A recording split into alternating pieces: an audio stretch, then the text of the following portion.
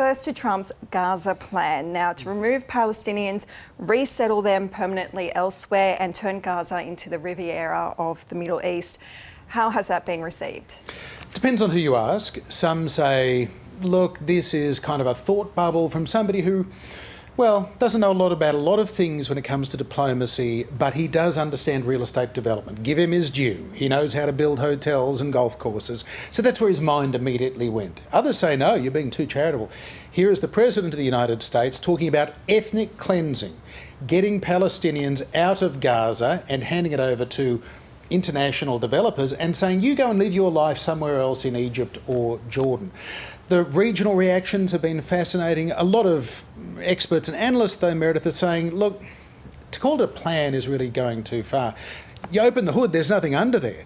This is just an idea, and an idea that nobody is really pursuing except Donald Trump. We understand that White House staff, this idea has been sort of kicking around in Trump circles. Jared Kushner, his son-in-law, talked about, oh, there's some beautiful beachfront property in Gaza, maybe we can do something with that. He's been talking about that in the region for the last sort of year or so, but there was no policy development at a White House level. There was no, well, who would pay for this? What would it look like? Let's bring Egypt and Jordan on board. No, instead it was just, let's blurt it out at a press conference and see what happens. Well, we've seen what happens: scorn, derision, and fear.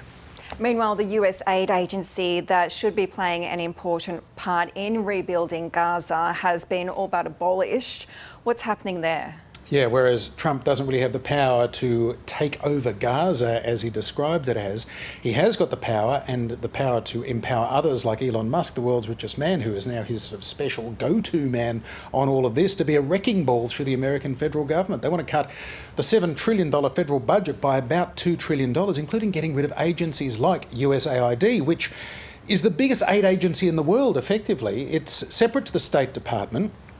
It spends tens of millions of dollars each year on pandemic prevention, on programs, a whole range of programs.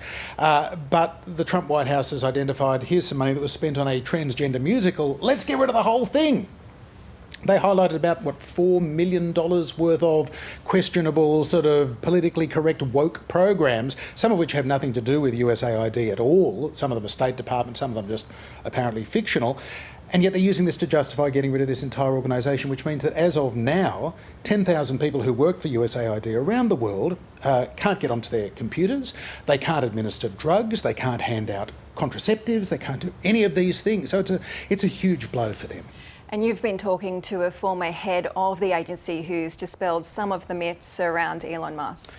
Yeah, the suggestion that Elon Musk is making, that this is a psyop, that this is a propaganda organisation, that this is a evil criminal organisation that actually created COVID-19. Well, that's completely false, and we find out why.